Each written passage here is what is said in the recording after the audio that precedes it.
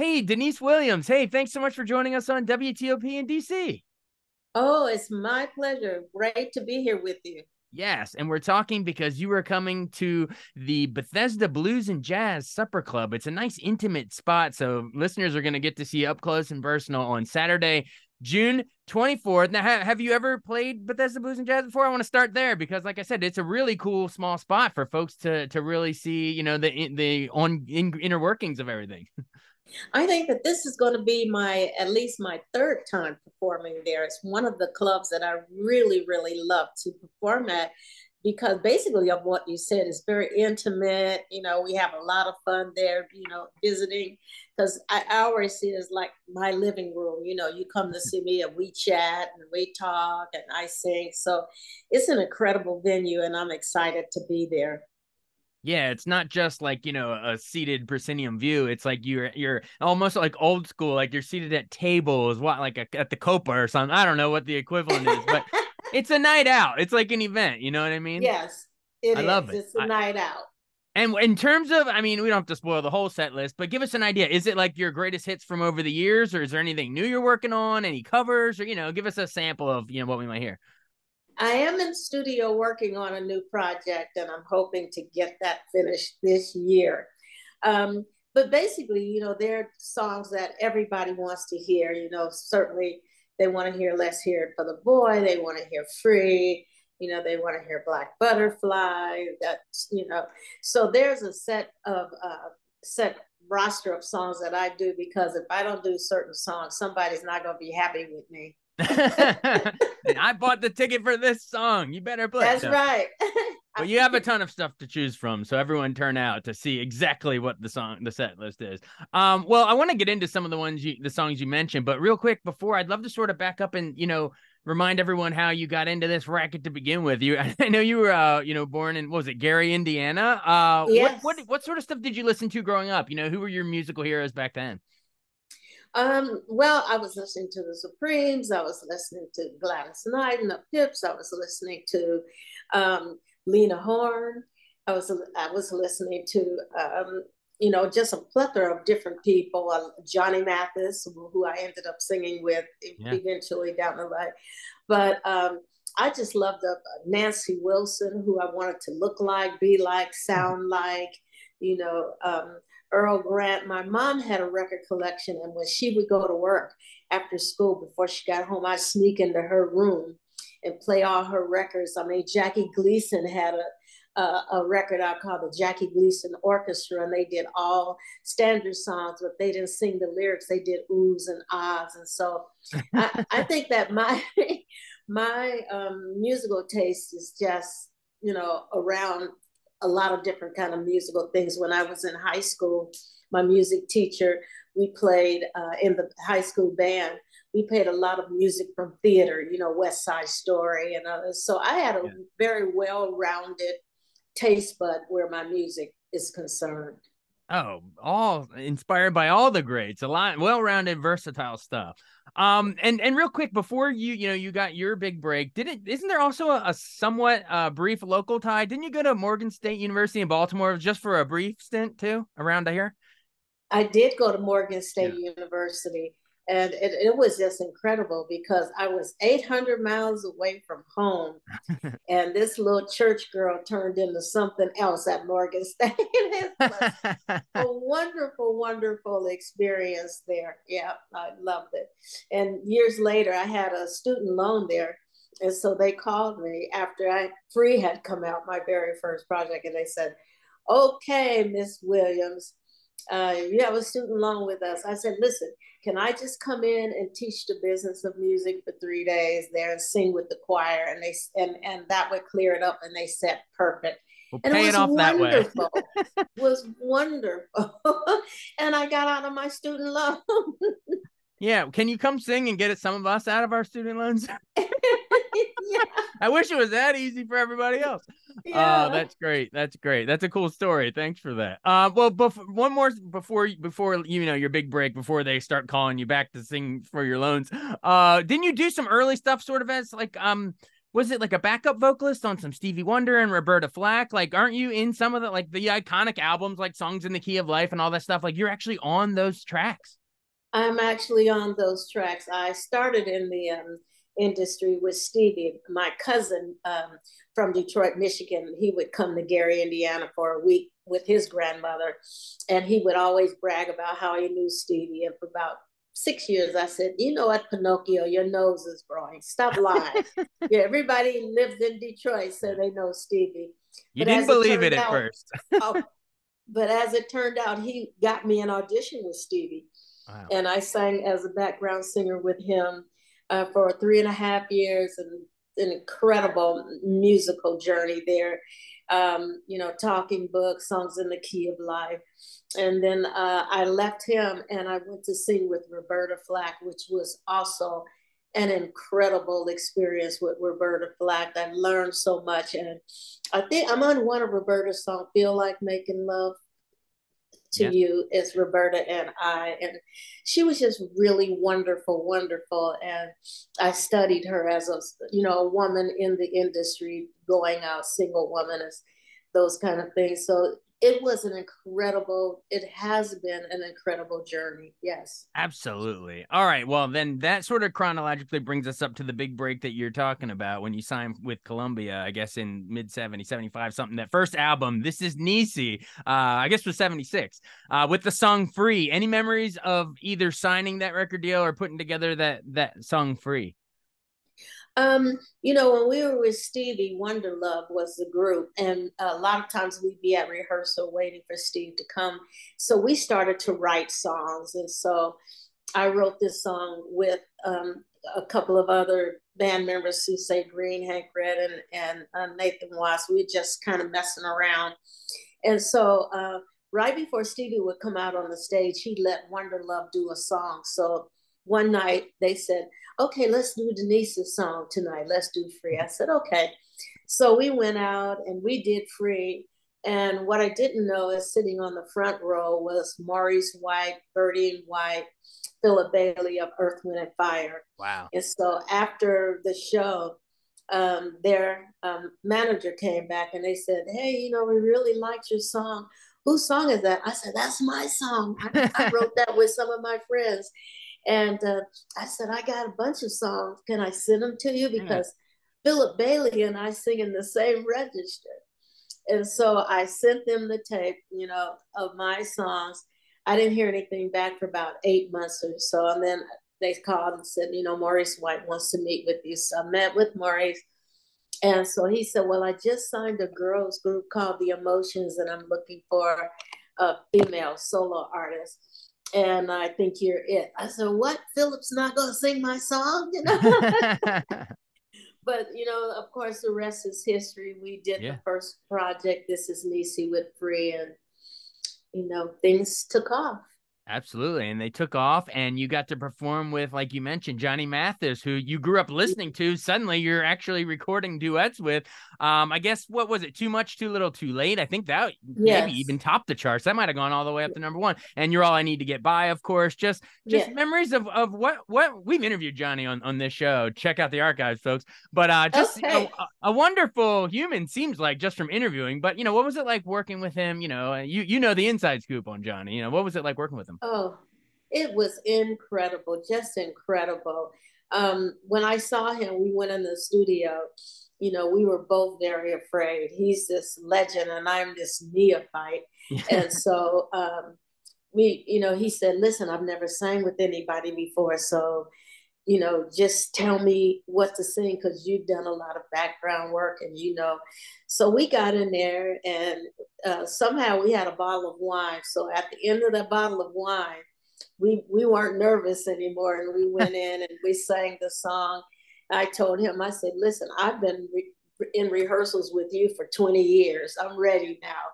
And it was just incredible. He is probably one of the kindest and most humble person I've ever worked with in the industry, just a sweetheart. And so it was a lot of fun. And we did have a #1, I think, in some countries Yeah. worldwide. And we got a chance to performed for Prince Charles. We did a command performance for Prince Charles of that song.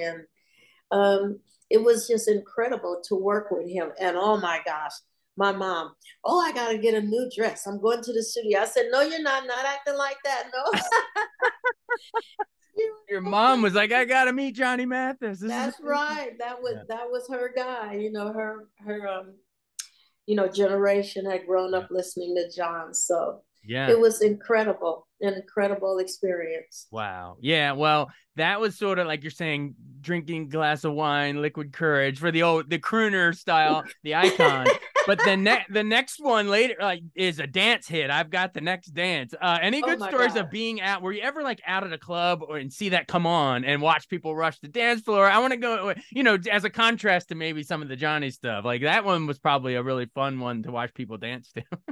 Oh my gosh. I tell you, Johnny and I had, the record labels wanted us all to do disco dance stuff because my friend who I miss, Donna Summers, had come over and changed the face of music. Rest in peace. Rest in peace.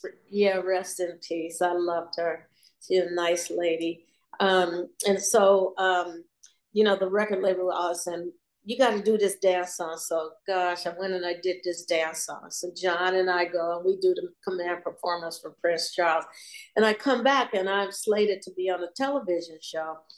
And so I'm on the television show and I'm in the dressing room. All of a sudden, I heard them say, Disco Divas, Grace Jones, Vicki Sue Robinson, and Deniece Williams. I said, huh? I said, no, I'm a disco queen. Yeah, disco diva, just like that. Disco queen, just like that. Oh my God, I couldn't believe it. I was saying, what? Okay. I'll take Vicki Sue Robinson, Grace Jones, and Deniece Williams. I said, all right, here we go. All right. Yeah, that's good company. Go for it. Hey, if they want to call you that, just take it and run with it for that. I said, okay, I got a new identity. Exactly. Well, your identity continued to evolve because you get your first Grammy nomination. I believe it was for It's Gonna Take a Miracle. Any memories of, did you actually go attend? Did you, any good stories from sitting in the audience or hoping they'd call your name? I want to know that first experience. Well, I tell you, the first one that I got was Johnny and I got an American Music Award. Okay. And I was so busy talking to my date, I didn't even hear them call my name. Somebody behind me said, they just called you. I said, what? They just called you. And I was in a state of shock. There was no way that I felt, that we were going to win this. Yeah. And yet we did. So it's just been incredible. I think twice. And one time after that, I was sitting there and I was in my limo. I was on the way there. Traffic was horrible. Next thing I know, I get a phone call.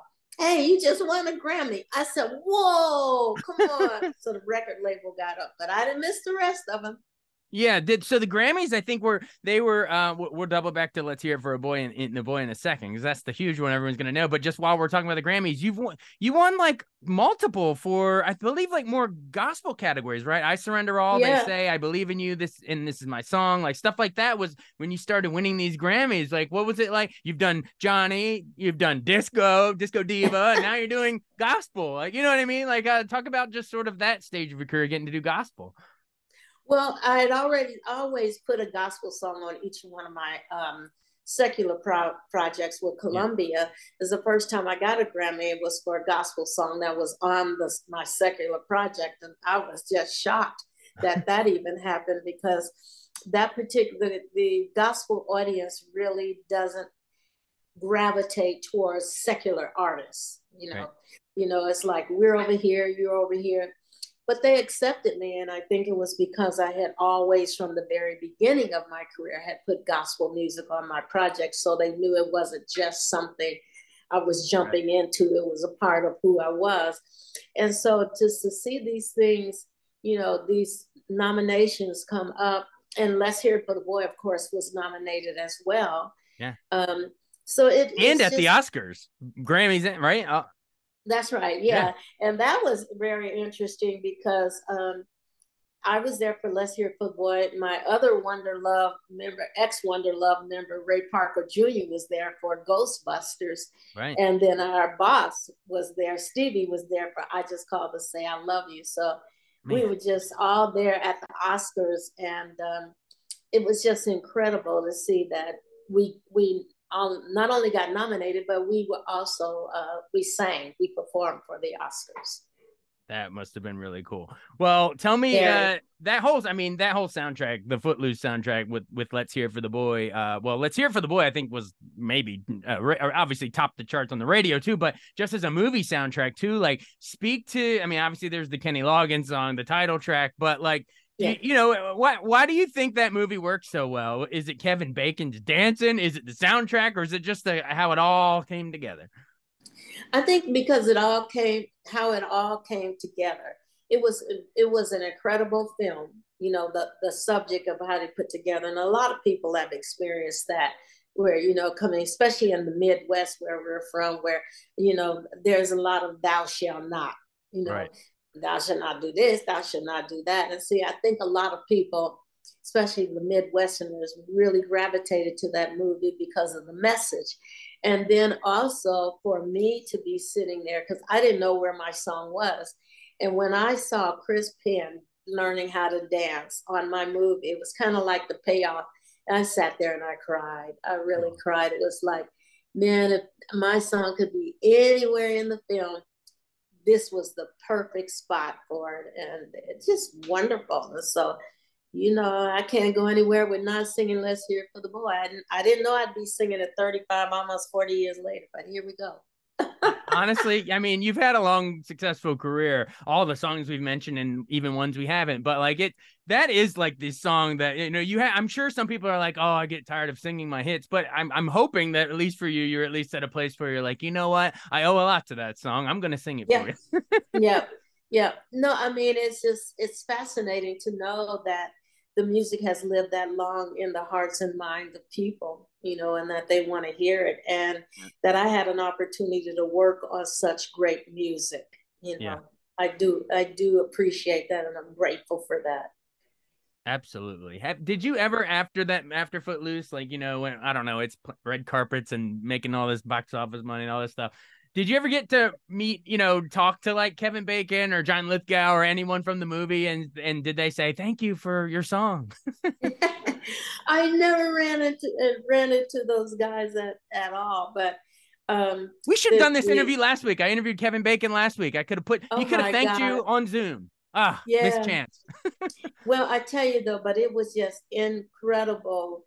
The love that I got from the writers, you know, Tom Snow and Dean Pitchford, and just how they just was so excited for me to be on the project, and so much love, and talking to me after George Duke and I had done it. It was just an incredible moment. Yeah, and I'm going to throw out some trivia. You might have to double check me, listeners, but I'm pretty sure the Footloose soundtrack might have been what finally dethroned the Thriller album. I think Thriller was going on for like 10 weeks or something, and then that soundtrack, I think, finally edged it out. I could be wrong. I need to look that up afterwards. If I'm wrong, I'll edit this out.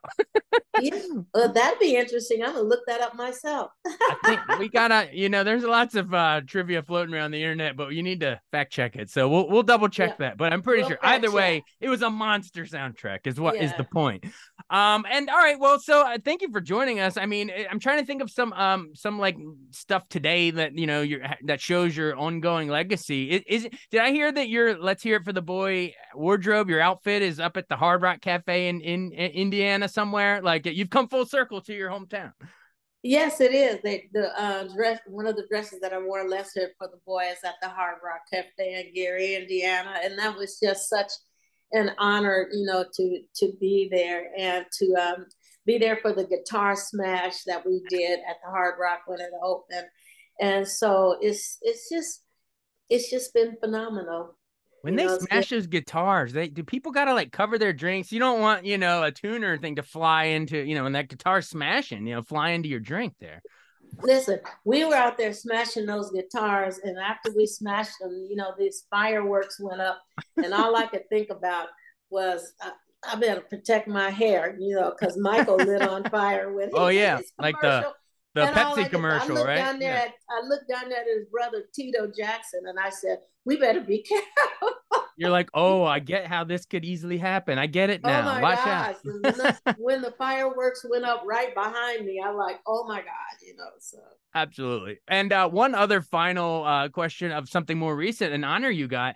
Didn't you just down in Jamaica, I guess last month in May, you received the keys to Kingston, Jamaica? I received the key to Kingston, the key to the city, and a bunch of awards that they gave me. And that was so, so lovely. I've been in and out of Jamaica, in and out, at least touring there every year. And, I knew Bob Marley and Jimmy Cliff, and I used to write together. So it's like second home. It's another home. Gary, so Indiana, and Kingston, Jamaica. The Hoosier goes to the Caribbean, right? Wasn't there didn't they create a perfume or something too for you? Yep, they gave me a Deniece Williams perfume. I need to get on that and get that out to people. I got a perfume. I got keys to the city. I got declarations. Everything. Wow. All right. Well, maybe get that perfume selling up here in the States too. You never know. People listening to this. Yeah. Wear it to Bethesda Blues and Jazz, folks. Well, thank you so much for joining us. Anything else you want to say? Just tell our listeners, come on out. They're going to have a good time at Bethesda Blues and Jazz. Well, come on out. We're going to have a lot of fun. We usually do when we go to Bethesda Jazz Club there. It's beautiful and it's personable.